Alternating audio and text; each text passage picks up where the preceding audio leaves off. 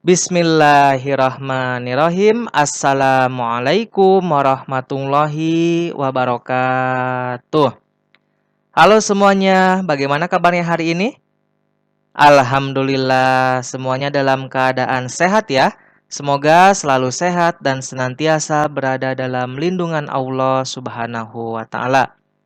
Nah, pada kesempatan yang berbahagia ini, kita berjumpa kembali pada mata pelajaran IPS untuk kelas 9 dan akan membahas mengenai dampak negatif globalisasi bagian 2 ya. Karena bagian pertama sudah disampaikan kemarin. Nah, langsung saja mari kita mulai dengan membacakan basmalah dan sholawat bersama-sama. Bismillahirrahmanirrahim. Allahumma sholli ala Sayyidina Muhammad wa ala ali Sayyidina Muhammad.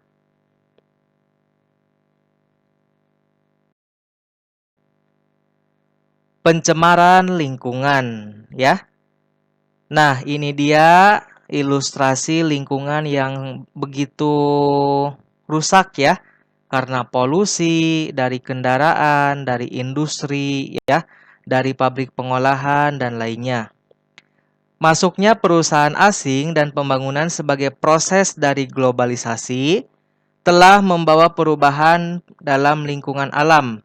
Berbagai kemudahan telah kita rasakan sebagai dampak dari globalisasi.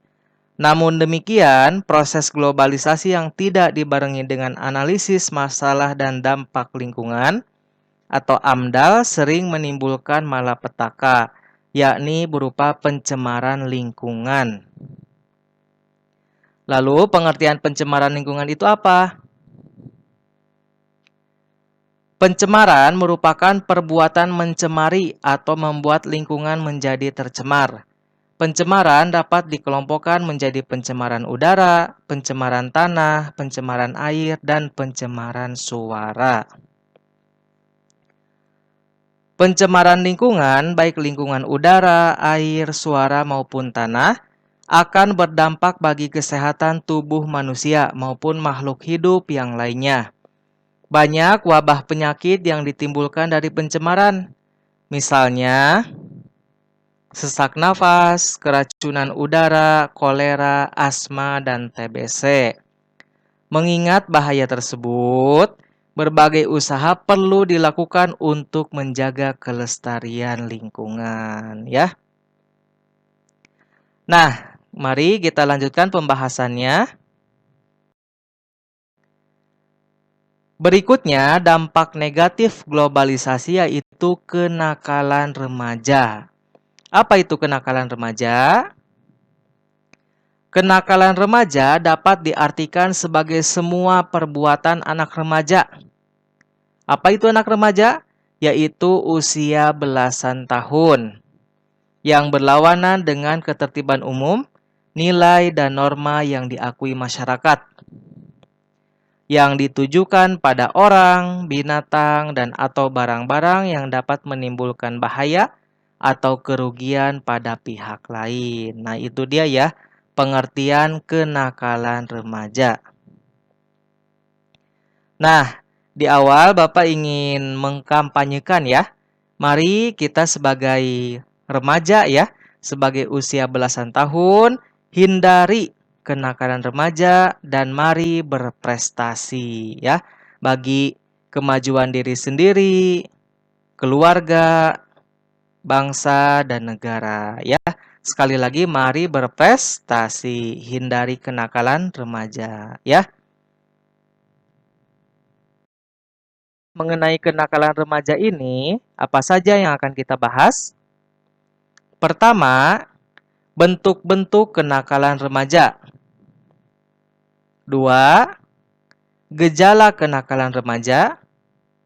Tiga, faktor penyebab kenakalan remaja, internal dan eksternal. Dan yang keempat, kita akan membahas usaha mengatasi kenakalan remaja. Ya, mari kita bahas satu persatu.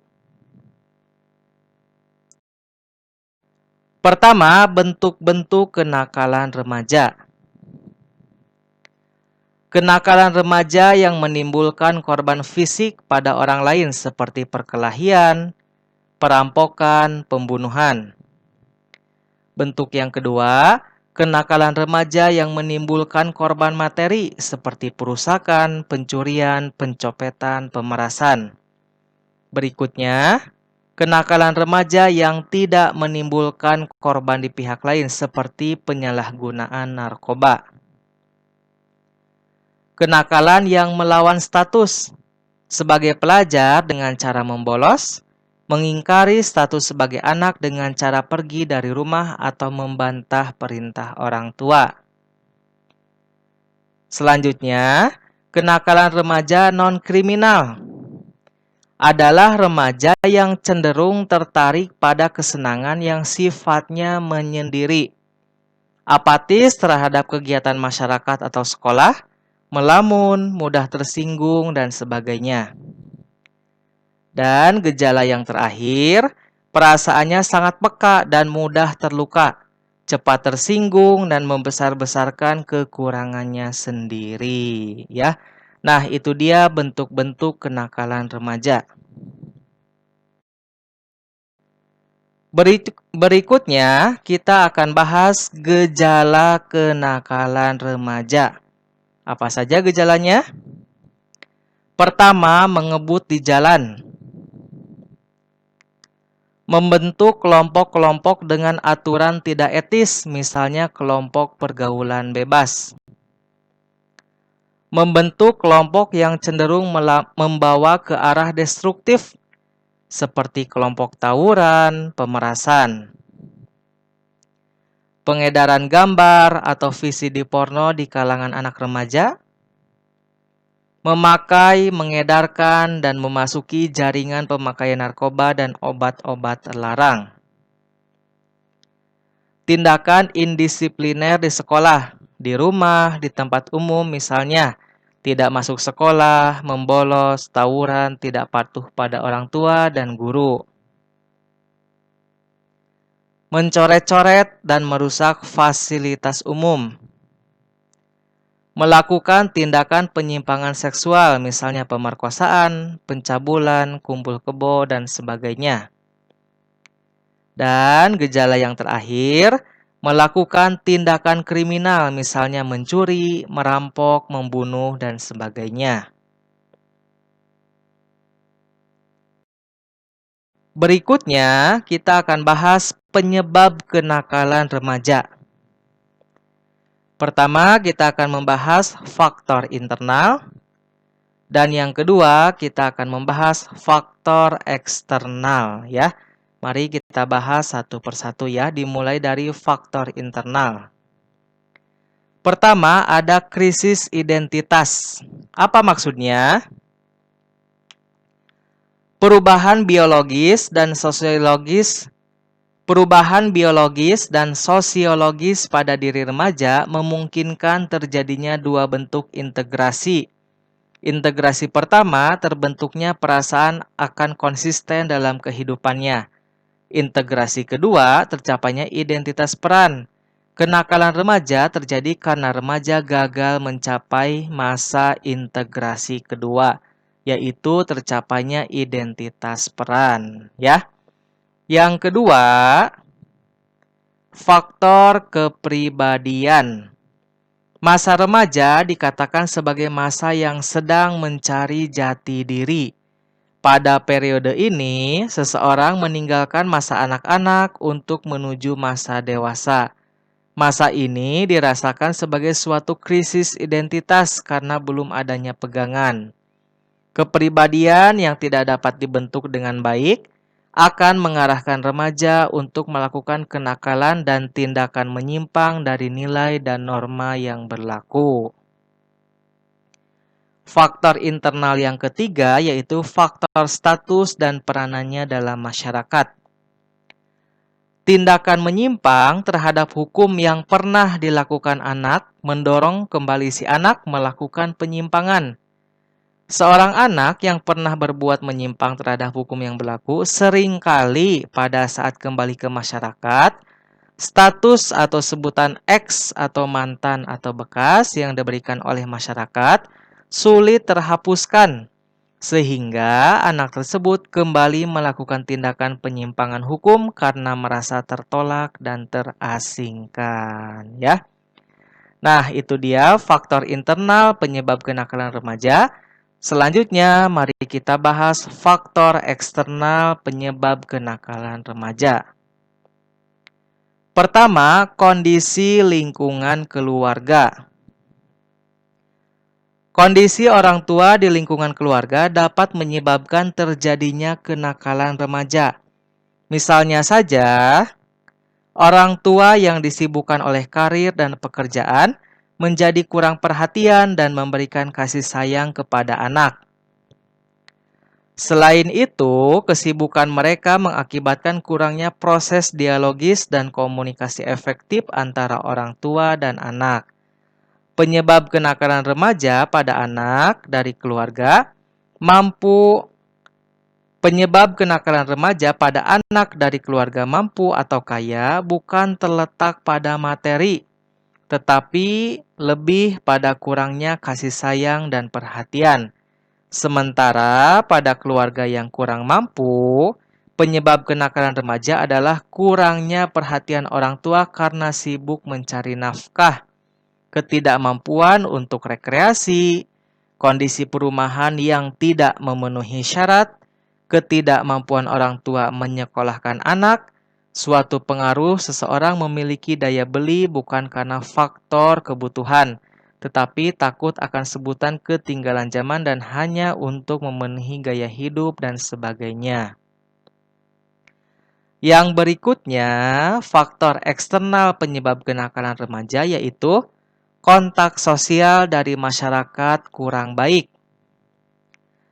Apabila sistem pengawasan lembaga-lembaga sosial masyarakat terhadap pola perilaku anak muda sekarang kurang berjalan dengan baik, maka akan memunculkan tindakan penyimpangan terhadap nilai dan norma yang berlaku. Misalnya, mudah menoleransi tindakan anak muda yang menyimpang dari hukum atau norma yang berlaku, seperti mabuk-mabukan yang dianggap hal yang wajar, tindakan perkelahian antara anak muda dianggap hal yang biasa saja. Nah, sikap kurang tegas dalam menangani tindakan penyimpangan perilaku ini akan makin meningkatkan kuantitas dan kualitas tindakan penyimpangan di kalangan anak muda, ya. Berikutnya, yang ketiga yaitu kondisi geografis atau kondisi alam. Kondisi geografis yang tidak subur, kering, tandus dapat juga menjadi penyebab seorang remaja melakukan tindakan menyimpang. Terlebih pada individu yang bermental negatif, tindakan kenakalan remaja akibat dari kondisi ini, misalnya melakukan pencurian, mengganggu keamanan untuk mendapatkan apa yang mereka inginkan, melakukan perusakan. Dan yang keempat, faktor kesenjangan ekonomi dan disintegrasi politik. Kesenjangan yang nyata dan tampak antara orang kaya dan orang miskin menyebabkan kecemburuan sosial yang dapat diwujudkan dalam bentuk tindakan perusakan, pencurian, dan perampokan. Disintegrasi politik berupa perang, konflik antar parpol, dan sebagainya dapat memengaruhi jiwa remaja yang kemudian bisa menimbulkan tindakan penyimpangan. Nah, itu dia ya, penyebab kenakalan remaja dari faktor internal dan eksternal. Lalu, bagaimana solusi kenakalan remaja?